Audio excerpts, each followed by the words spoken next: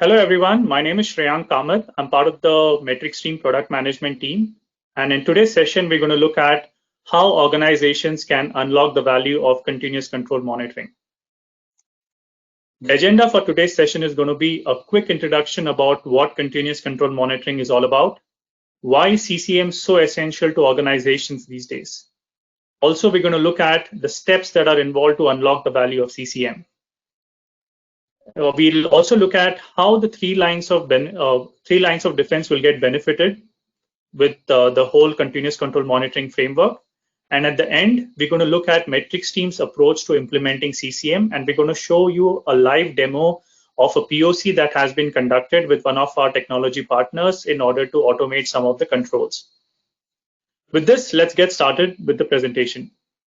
So what is CCM and why is it so essential? Right. So continuous control monitoring is all about the usage of automated tools and technologies to ensure continuous monitoring of IT controls, financial transactions. This could be related to your SOX compliance program or any other type of transactional applications. And this is done to basically improve your general compliance posture and reduce your cost as well. Again, when we talk about continuous control monitoring, there are two types of control automations that can be done.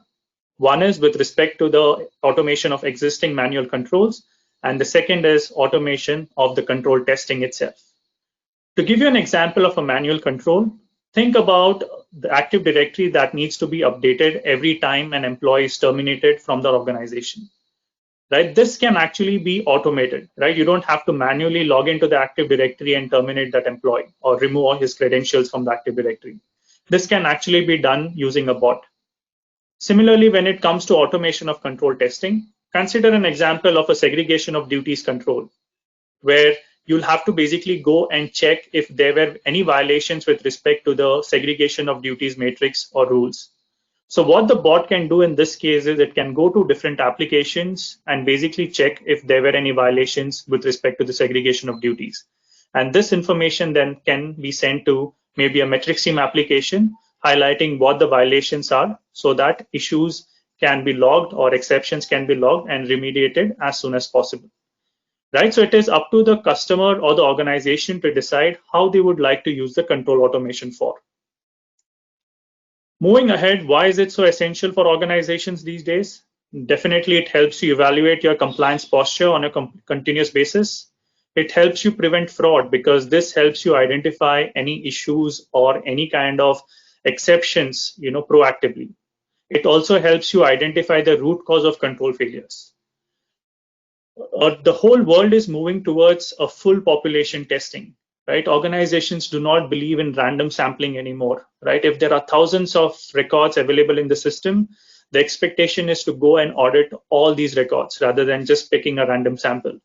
And CCM will just help you do that. Apart from that, you can have proactive reviews conducted on your compliance program. You have actionable insights that can be shared with your management, your steering committees. And at the end, especially for your three lines of defense, you can have cost-effective and efficient audits. This is because we can have the auditors focus on doing high-value stuff rather than performing any repetitive or mundane tasks. Right? And this is why CCM is so essential these days. Now, coming to the steps to unlock the value of CCM, right? What we have seen is that a lot of organizations somehow do not understand to take advantage of the continuous control framework. They basically don't understand how and when to take advantage of this framework. Also, customers who have started the implementation are not able to utilize the solution's capabilities to its fullest, and hence they are not able to maximize their investments, right? And in order to avoid all these scenarios, it's important that we follow the right steps and gain the maximum advantage of the CCM exercise that the organizations perform. So step one is going to be identification of controls to automate, right? So how do we identify these controls? It's recommended that we create or we conduct workshops, and these workshops are conducted in order to identify areas that could benefit from automation. You can also include your key stakeholders in these workshops, and your key stakeholders could be your compliance teams, your internal audit teams, or even your business users. You can also involve your other governance teams, such as your enterprise risk management or operational risk management teams, because they do deal with control testing as well. Once the workshop is conducted, or the main purpose of conducting a workshop is to come up with a wish list of controls, right? The wish list of controls could be automated to create specific value for the organization. And it's not just about coming up with a wish list. It's also important that you clearly assign roles and responsibilities that would be required in order to execute this exercise. You need to clearly identify who would be the decision makers, who would be the input providers. Because once the implementation starts, it would be difficult to go back to your stakeholders asking for who's going to perform what. Right. So once you have identified the controls, you have come up with a wish list, identified the roles and responsibilities, the second step would be to plan the implementation. Right. So this is where you would basically identify which parts of business can benefit most from automation of compliance controls. Right. This is what we refer to quick wins. Also, the recommendation is to start focusing on simple controls first, right? Because since you're doing it for the first time, you will be able to gain an understanding of the level of effort required around configuring a simple control, for example, and then you can basically extend it to other controls as well. Also, it is important to identify high value areas, right? What are the areas that my organization can most benefit from, right? Where can I save more compliance cost? Where do I need additional controls, right? Because if you identify these areas and if you start the implementations in these areas, the stakeholders are definitely going to see a benefit from the continuous control monitoring exercise that we're doing. Once the implementation has been planned and it's in progress, the next step is to track the progress and continue to expand. Right, it's important to look at the lessons learned and also identify other business units or departments that can be benefited from automating such controls. Right, there's a lot of instead of doing a lot of rework, you can reuse whatever has been done and kind of apply it to other business units. Also, analytics, right? I mean, the reports, the scorecards, the heat maps will provide you a lot of context on how the whole continuous control monitoring exercise has helped you, right? There would be measurable ROI for you to understand how much time, how much cost you have saved by automating some of these controls. And these reports or dashboards will definitely help you get a buy-in from other stakeholders from the organization, right? And continuous control monitoring is an ongoing process. I mean, organizations deals with thousands of controls, right? And it's important that we take smaller steps to begin with, and once you're comfortable, you can basically expand it to the other areas or the other difficult areas. So these are basically the three main steps that are required to unlock the value of CCM. Now, what does it have for the three lines of defense, right? How does it benefit them?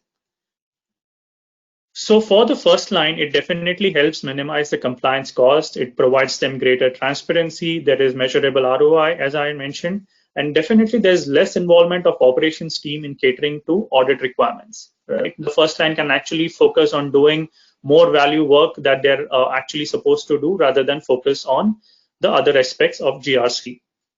The second line can definitely detect exceptions on real time to enable real time responses. There's improved risk management and compliance management programs. There's greater transparency for all, and there is definitely a better compliance posture that is gained. The third line of defense, which are basically our internal auditors, they can focus on better risk assessments for targeted testing. They can test samples, right? I mean, as I said, we're going to have 100% of testing completed and not just random samples. So all the 100% records can be tested or transactions can be tested as part of your audit cycle. There's better comfort on management review control, and definitely there is on-demand data that is available.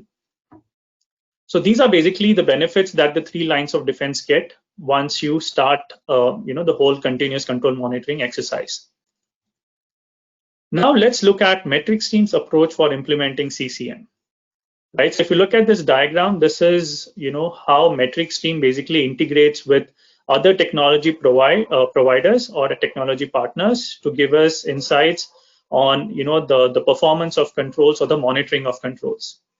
Right. MetricStream apps like IT compliance, IT risk, internal audit, who all these areas deal with control testing. right? As I was giving an example of, a segregation of duties control, right? If the bot is supposed to go and check, whether the person who submitted the purchase order was the same person who approved the purchase order, right? This is a violation with respect to the segregation of duties. That information will be captured by the bot, and that would be reported into the MetricStream application. And MetricStream, with their strong reporting and analytics framework, they can actually help you build a lot of insightful reports and dashboards that can provide you this information. So please know that these bots that I'm referring to have all the rules written in it, basically meaning what they are supposed to do once they enter a target application. Right. So this is, what the MetricStream's approach for implementing CCM is. And it's not just target applications, but bots can also log into servers, any virtual systems, databases, or any kind of storage devices. Right. The bots are trained to do that. So with this, I will actually jump into the live demo, and I'll show you a quick POC that has been done with one of our technology partners, Continue, in terms of automating some of the controls and control tests.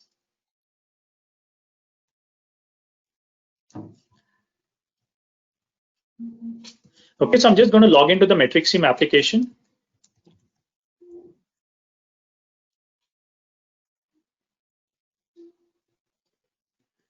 And if I go to the automated controls dashboard, this is where we have all the controls listed that have been automated, right? So let me quickly go to the automated control status dashboard and show you the controls that have been automated.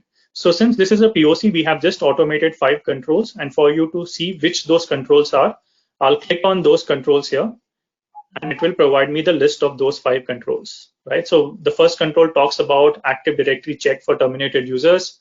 There's one more control which talks about 3-way invoice matching of purchase order, order billing, and order receipt. And there's one control about vulnerability scan. So basically, we have taken a mix and match of controls with respect to IT compliance and some generic controls as well. And we have automated this. Right, in terms of how the test is executed is something that I'm going to show you now. Right, first let me clear all this tests that were already performed. Right, so if you see, the dashboard basically tells that there were 5 automated controls, out of which 4 were effective, 1 is ineffective. I can always go and check which that ineffective control is. But for now, what I'll do is I'll start from scratch, where I will clear the records on my dashboard and I will re-trigger a test, right? So it basically has cleared all the information that was available on my dashboard. And now what I'm going to do is I'm going to trigger a new test to test the same 5 controls. And for this demonstration, I've already created a plan and I've kept it. Right, so this is a plan that has to be created, in which you have to select the controls and the frequency at which you would like to test the controls. So in this scheduling section, I have selected a frequency called monthly, but it could be any of the other frequencies. For example, there could be certain controls which you would like to monitor on a daily basis, weekly basis, monthly basis, or sometimes you would like to monitor these controls on an ad hoc basis. So for this demonstration, I'm going to select the ad hoc, log into one of our technology partner portals, which is Continue, and basically show what the testing is currently being performed. Please note that this screen is something that will not be visible to your end users, because this is something that is happening in the background where your controls are being tested. This is the plan that I had just created, which talks about continuous IT controls audit plan. And this is the report that I can see within Continue where the controls are being tested. Right, so if you see, the first control talks about Active Directory check for terminated users. It basically says that the status has been passed. Right, and this is all done in the partner system. And this information then flows back into the MetricStream application. Right, once all the 5 controls are tested, and when I go back to my MetricStream application, if I sign out and sign in back, just think of an example when an auditor comes the next day morning and checks the status of these controls, he'll have all this information available in his dashboard. Right, so I'm logging in back into the MetricStream application, and I'm going to the same automated controls dashboard.